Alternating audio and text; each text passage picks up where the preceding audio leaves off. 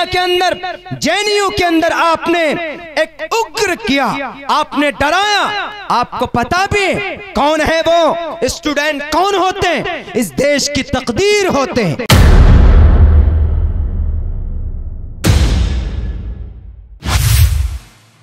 कौन से चक्की का आटा खाकर बैठे हैं ये संविधान को बदलने चले। संविधान को नहीं बदला जा सकता। हम मरते दम तक प्रोटेस्ट जारी रखेंगे। हम मरते दम तक हिंदुस्तान के संविधान को बचाने के लिए सड़कों पर रहेंगे। अगर तुमको इस बात का गुरूर है, हमारे पास प्रचंड बहुमत है, हमारे पास 303 एमपीज हैं, तो हमको भी गुरूर इस बात का है 1 अरब हिंदुस्तान के हिंदुस्तानी हमारे साथ हैं। 1 अरब की तादाद ज्यादा होती है 303 के मुकाबले में। और एक बात याद रखना, इस धरती के ऊपर तुमसे भी बड़ा बड़ा जल्लाद आया है। अमेरिका ने सुपर पावर ताकत दिखाया, अफगानिस्तान के अंदर हार कर चला गया। इराक के ईंट से ईंट बजा दी, हार कर चला गया। सोवियत यूनियन के टुकड़े हो गए। रूस चीन ने अपनी ताकत का लोहा किसी जमाने में मनवाया था, लेकिन जब मासूम इंसान का कतरा इस धरती के ऊपर टपकता है, जब मासूम इंसान का खून का कतरा जब कहीं पर बहता है, उसकी जुबान से जब आवाज निकलती है, रब्बे जुल जलाल के दरबार पर पहुंचती है, तो दरबार को छीड़कर, उनके दरवाजे को फाड़कर अपने फैसले करवाती है। और इन जैसे जल्लादों का खात्मा बहुत बुरे तरीके पर होता है। इतिहास देख लीजिए, इतिहास गवाह है इस बात पर। हम जो मैदान में हैं, हम अपने हुकूक लेने के लिए, हमारी जुबान कोई रोक दे, बहुत सारे धमकियां और बहुत सारे फोन मिल जाते हैं लोगों को कि आपने अगर ये बात की, आप ही आए एक हक बात करने के लिए। अरे एक ही तो, दो ही तो मुजाहिद पैदा होता है कौम के अंदर इनकलाब पैदा करने के लिए। अभी एक ही मुजाहिद है जिसकी आवाज का और जिसकी भाषण का और जिनकी तकरीर का जवाब नहीं दे पाते हैं। एक ही अभी, अगर 2 पैदा हो गया, 3 पैदा हो गया, तो उस वक्त तुम्हारा तो खात्मा हो जाएगा। संविधान बदलने चले। We the people, we it is a plural word. We English में we it is used for plural, not a singular. Single के लिए यूज नहीं होता। We means Hindu, Muslim, Christian, Jain, every person are include. We, हम, I नहीं का, we the constitution का पहला वर्ड, हिंदुस्तान के संविधान का पहला वर्ड है वी, यानी हम, सबको शामिल। मोदी जी भी शामिल हैं, अमित शाह जी भी शामिल हैं, परवीन तोगड़िया जी भी शामिल है और मोहन भागवत जी भी शामिल। मौलाना अरशद मदनी दामत बरकातुहुम गए उनसे मिलने, उनको कहा कि हम हिंदुस्तान के जो माइनॉरिटीज हैं, मुस्लिम हैं, इनके ऊपर जो जुल्म दर जुल्म हो रहा है। तो पता मोहन भागवत जी ने क्या कहा? मोहन भागवत जी ने कहा कि सब हिंदुस्तानी, सब यहां बसने वाले सारे हिंदू। हम कहते हैं हाँ सारे हिंदू हैं, लेकिन आज के डेट में हिंदू उनको कहा जाता है जो अलग अलग खुदाओं को मानते हैं। ये ग्रंथों को नहीं मानते। ये जो बैठे हैं कुर्सी पर, ये ग्रंथ को नहीं मानते, अपने ग्रंथ को नहीं मानते। आप तो मानते हैं, हम तो मानते हैं। हमारा कोई भी मसला अटक जाता है तो हम मौलाना साहब के पास जाते हैं। फ़इन तनाज़अतुम फ़ी शैइन फरुद्दूहु इलल्लाहि वर रसूल। तलाक का मामला हो, शादी का मामला हो, ब्याह का मामला हो, अटक जाए तो किसी कतर अब भी हम मुसलमानों में अल्हम्दुलिल्लाह हम रुजू करते हैं अपने मुफ्ती साहब से कि मुफ्ती साहब इस मसले का हल क्या। लेकिन इन दज्जालों के पास ये सूझबूझ नहीं है। अहिंसा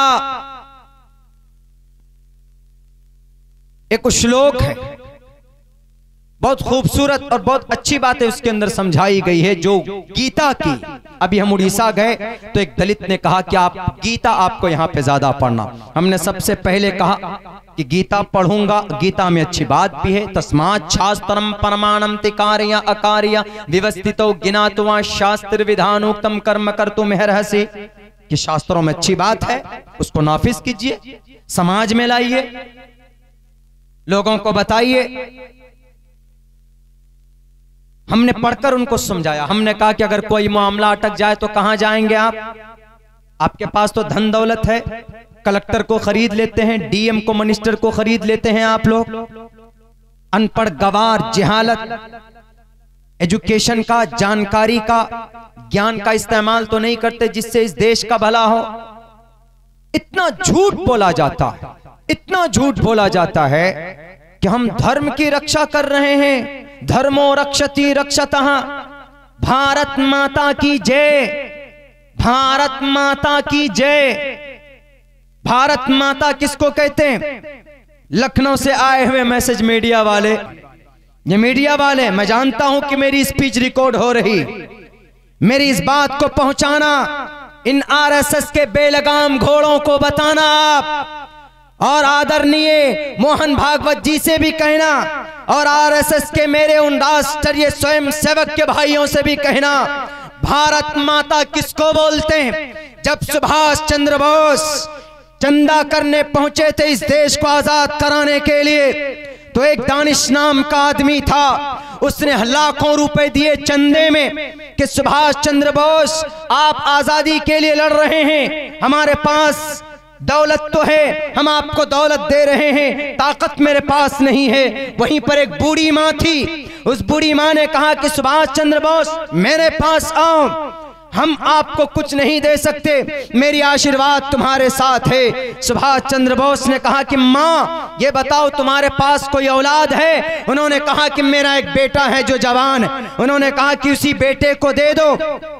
उस माँ ने उस जवान बेटे को तन्हा, अपनी जिंदगी का एक सहारा था, बुढ़ापे की एक बैसाखी थी, उस बेटे को दे दिया कि सुभाष चंद्र बोस ले जाओ, मेरे इस बेटे को इस्तेमाल करना, अगर इस देश की आजादी में मेरा ये बेटा काम आ जाए तो मैं गर्व करूंगी, मुझे फख्र है, इस बात पर फख्र होगा।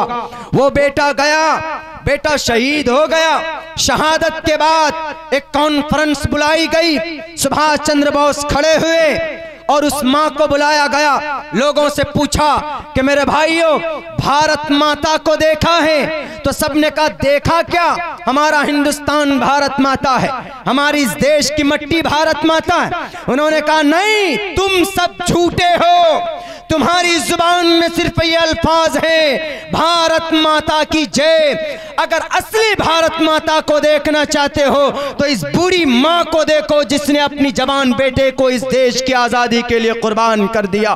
ये माँ भारत माता है। उन गद्दारों से पूछो जिनकी आजादी के अंदर कोई कुर्बानी नहीं है, उन ABVP के स्टूडेंट से पूछो, जामिया मिल्लिया JNU के अंदर जुल्म करने वाले उन शराबियों से पूछो जिसने स्टूडेंट के ऊपर हमला कराया। ABVP साफ लफ्जों में कहता हूं, अखिल भारत विश्व परिषद हिंदुस्तान के JNU के स्टूडेंटों, आपने डंडा लेकर भारत माता के जय के नाम पर, भारत माता के नाम पर इंस्टीट्यूट के अंदर, जामिया मिल्लिया के अंदर, JNU के अंदर आपने एक उग्र किया, आपने डराया। आपको पता भी कौन है वो स्टूडेंट, कौन होते हैं? इस देश की तकदीर होते हैं। तालिबे इल्म कौन होते हैं? इस देश की रीढ़ की हड्डी। यही तालिबे इल्म आगे चलकर मिसाइल मैन बनेगा, यही तालिबे इल्म आगे चलकर एक इंजीनियर बनेगा, एक प्रोफेसर बनेगा, एक IPS बनेगा, एक DM बनेगा, एक मिनिस्टर बनेगा।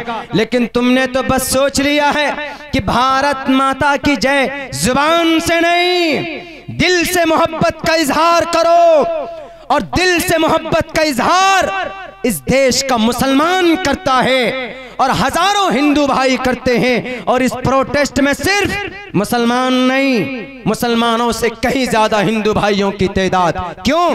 क्योंकि ये जो कानून आया है ये सिर्फ मुसलमानों के लिए नहीं, बल्कि ये हिंदुस्तान के संविधान को बदलने की कोशिश की गई। संविधान कहता इक्वलिटी बिफोर लॉ, सब बराबर हैं। तो इस कानून में क्या कहा गया? इंडिया पाकिस्तान, ये पाकिस्तान बांग्लादेश अफगानिस्तान से जो आएंगे माइनॉरिटी उनको नागरिकता दी जाएगी, बाकी जो और होंगे अलग होंगे उनको नहीं दी जाएगी।